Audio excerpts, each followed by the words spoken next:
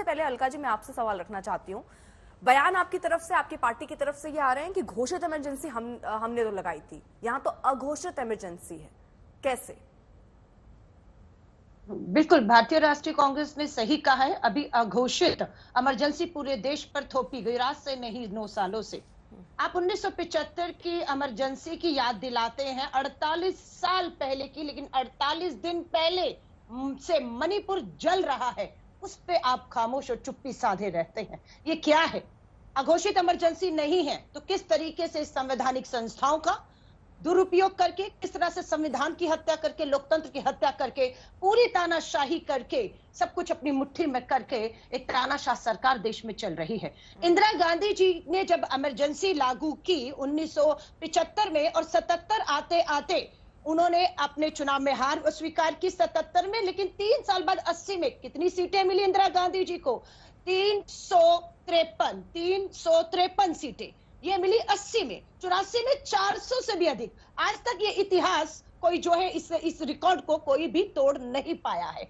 तो जनता भी मानती थी कि 77 के बाद 80 और 84 में जो बहुमत प्रचंड मिला, उन्हें मालूम था कि देश का जो है एक खतरा पैदा हो चुका है। मैंने जब आपसे सवाल पूछा घोषित इमरजेंसी और अघोषित इमरजेंसी में आपसे पूछ रही थी, आपने मणिपुर का उदाहरण दिया, यानी मणिपुर में ही केवल अघोषित इमरजेंसी है? देश में आपको क्यों लगता है कि अघोषित इमरजेंसी है? किस वजह से लगता है? कहां लगता है? देश में इसलिए लगता है कि आरबीआई ने अभी ये कहा है कि कमर तोड़ महंगाई ने आम आदमी की कमर तोड़ दी है। उसका जो खर्च करने की सीमा वो है वो खत्म हो चुकी है, वो खर्च नहीं कर पा रहा, इसलिए हमारा निवेश जो है वो डूब रहा है। तो ये सब चीजें है क्या? आप उसमें बात नहीं जब इमरजेंसी लगा, महंगाई पर, जब आपातकाल इंदिरा गांधी ने लगाया, उससे पहले देश के हालात क्या थे? किस बात को लेकर जनता सड़कों पर थी? किस बात को लेकर आंदोलन हो रहा था?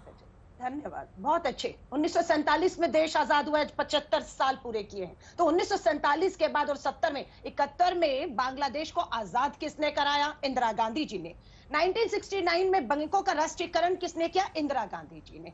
1900 अब अगर 74 की बात करूं, परमाणु प्रशिक्षण करके देश की एक ताकत का प्रदर्शन किसने किया? इंदिरा गांधी ने किया। तो देश की पहली, उस समय जो विरोध हो रहे थे, आपने आरबीआई का एग्जाम्पल दे दिया, महंगाई, यानी अभी महंगाई और ये सब इमरजेंसी है, तो उस समय जो विरोध हो रहे थे वो भी तो महंगाई को लेकर, बेरोजगारी को लेकर ही लोग सड़कों पर थे, जिसको लेकर जयप्रकाश नारायण का पूरा मोर्चा चल रहा था।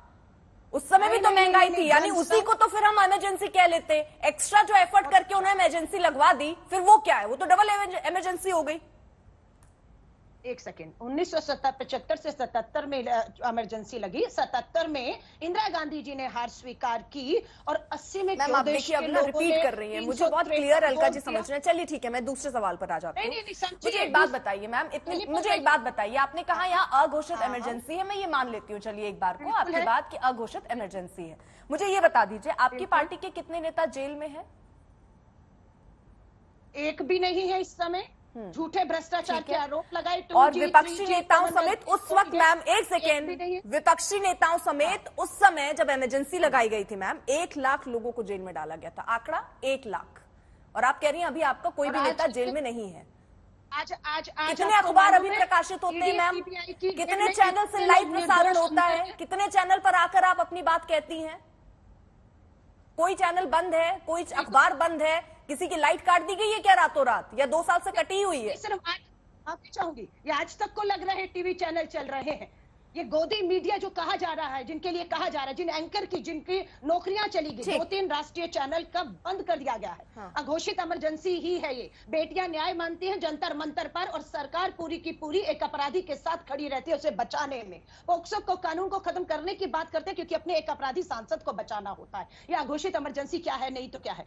कृषि कानून लाकर अध्यादेश के माध्यम से संसद में चर्चा नहीं हुई, संसद नहीं चला, इसको सरकार की नाकामी कहिए ना, इसको सरकार की नाकामी कहिए। आपातकाल बहुत बड़ा शब्द है। आपातकाल में जो हुआ है, जो देश ने देखा है, वो बहुत बड़ी, बहुत काला अध्याय के तौर पर उसको याद करते हैं लोग।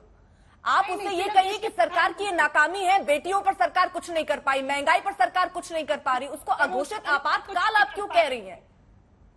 अघोषित इसलिए क्योंकि इस देश में अब चर्चा होना बंद हो गया है। अब इस देश में लोग, मैम अभी हम और आप क्या कर रहे हैं?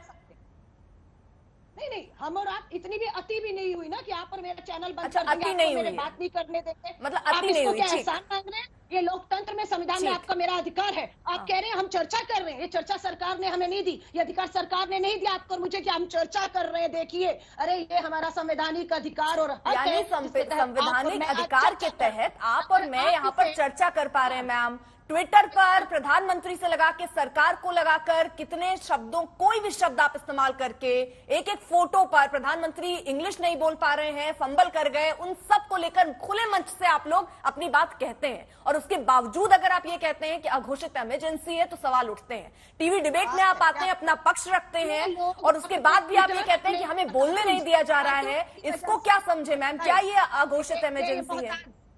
मैं माफी चाहूंगी, जिसे आप अपनी और मेरी बात को सरकार की मोहताज बता रही है, वो संवैधानिक मेरा हक और अधिकार है। इसे सरकार यही अधिकार, यही अधिकार, अलका जी यही तो मैं सवाल ही था मेरा, यही अधिकार उस वक्त नहीं था, यही अधिकार उस वक्त नहीं था मैम। बिजली रातों रात काट दी गई, अखबार का प्रकाशन रोक दिया गया। मैं यही तो कह रही हूँ, अभी जिसको आप सीना ठोक कर संवैधानिक अधिकार बोल रही हैं, संवैधानिक आजादी बोल रही हैं, यही आजादी तो उस वक्त नहीं थी मैम। इसी पर तो मैं सवाल पूछ रही हूँ। चलिए, घूमकर आप आ गई। प्रेम शुक्ला जी, सरकारी नाकामियां हैं बहुत सारी जिन पर आपकी सरकार से सवाल पूछे जाएंगे और इस समय देश के हालात अघोषित इमरजेंसी जैसे बन गए हैं। जवाब, प्रतिक्रिया आपकी।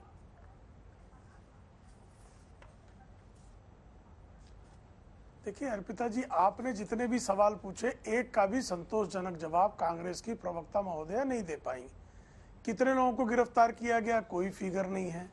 क्या अघोषित आपातकाल है, क्या मीडिया को रोक दिया गया है, क्या विपक्षी नेताओं को जेल में डाल दिया गया है, क्या जो सुप्रीम कोर्ट के अधिकार समाप्त कर दिए गए हैं, क्या कैबिनेट के अधिकार समाप्त कर दिए गए हैं, किसी प्रश्न पे उत्तर नहीं। आप याद कीजिए कि आपातकाल लागू करने के ठीक एक पखवाड़े पहले श्रीमती इंदिरा गांधी ने जिस तरह से रायबरेली के चुनाव में उन्होंने भ्रष्ट मार्गों का प्रयोग किया था, उसके आधार पर उनके निर्वाचन को रद्द करके इलाहाबाद हाईकोर्ट ने उन पर 6 वर्षों तक चुनाव लड़ने पर प्रतिबंध लगा दिया था।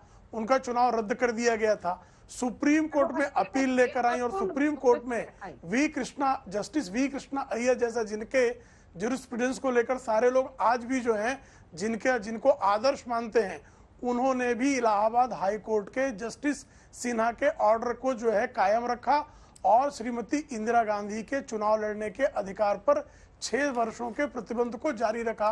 परिणाम स्वरूप श्रीमती इंदिरा गांधी ने कि इस देश में आंतरिक और बाह्य हालात ठीक नहीं है, इस तरह का गलत जो है कैबिनेट प्रस्ताव लाकर रात के समय तत्कालीन राष्ट्रपति फखरुद्दीन अली अहमद से आपातकाल घोषित करवाकर सारे विपक्ष के नेताओं को जेल में बंद कर दिया गया। सारे मीडिया संस्थानों पर जो है वो पहरे बैठा दिए गए, बिजलियां काट दी गई। मीडिया संस्थानों की ये दशा थी कि वहाँ हर जगह जिले का डीएम ये तय करता था कि क्या समाचार प्रकाशित होंगे, क्या समाचार प्रसारित होंगे। आपने वही सब बता दिया। लेकिन देखिए, अलका लांबा बहुत सवाल पूछ रही है मणिपुर को लेकर। चलिए, देश की पूछ रहा हूँ इसमें से क्या आज हुआ है। ठीक है, एक सेकंड, मैं पूछ रही हूँ ना, मैं पूछ रही हूँ, रुक जाइए प्रेम शुक्ला जी, मैं पूछ रही हूँ। अब मणिपुर का भी सुन लीजिए, बहुत अच्छा प्रश्न है आपका, मैं मणिपुर प्रेम शुक्ला जी सवाल पूरा हो जाने दीजिए, मैं ऐड कर लूँ इसमें जी। मणिपुर के हालात को लेकर पहलवानों का जिक्र वो कर रही हैं, किसान आंदोलन का जिक्र कर रही हैं, क्योंकि ऐसा भी कभी नहीं हुआ कि किसान इतने संख्या में बैठे रहते हो, इतना प्रदर्शन हुआ हो। महंगाई और बेरोजगारी की बात भी वो कर रही हैं। उस समय भी महंगाई और बेरोजगारी एक बहुत प्रमुख मुद्दा था और आज के अगर हालात हम देखें तो हम ये नहीं कह रहे कि हम बेहतर स्थिति में है महंगाई और रोजगार की स्थिति में, तो इसके लिए भी सरकार की जिम्मेदारी है। हाँ, वो बात अलग है, उसको अघोषित आपातकाल ना कह के सरकार की नाकामियां हैं जो लंबी और फहरिस्त है, लंबी लिस्ट है सर।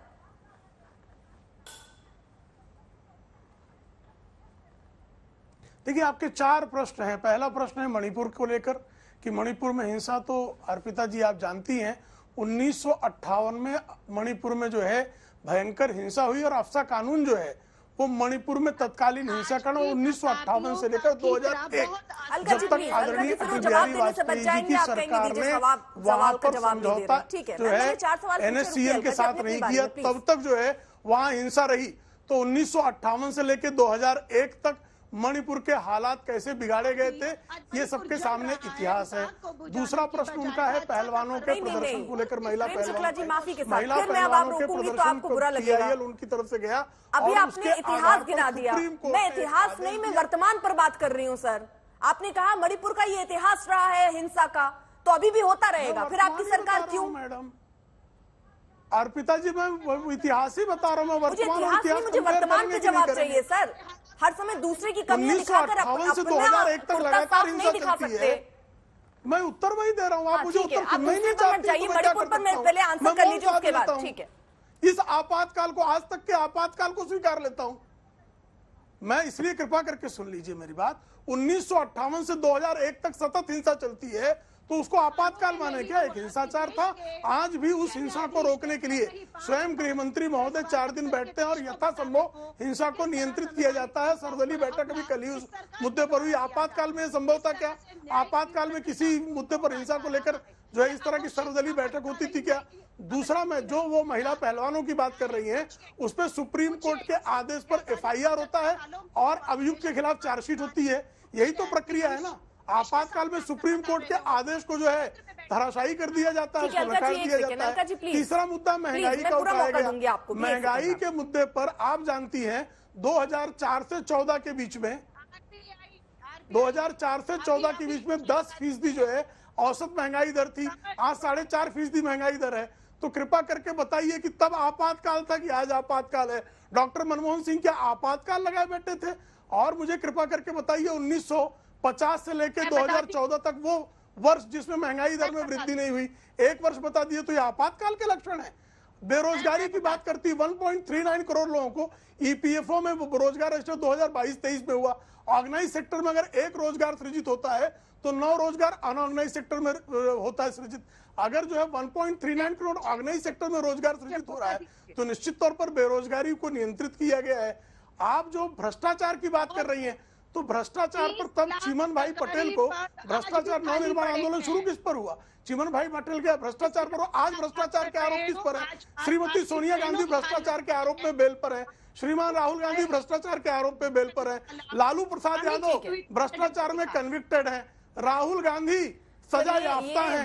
तो ये सजा याफ्ताओं के समागम को ये सजा याफ्ता तय करेंगे कि भाई कौन भ्रष्ट है कौन नहीं है, जिनके ऐसा लग रहा है कि देश में सबके पास नौकरी है। अदालतों के आदेश पर है। चश्मे से देख के ऐसा लग रहा है कि सब खुशहाल हैं, सब मर्सिडीज में घूम रहे हैं।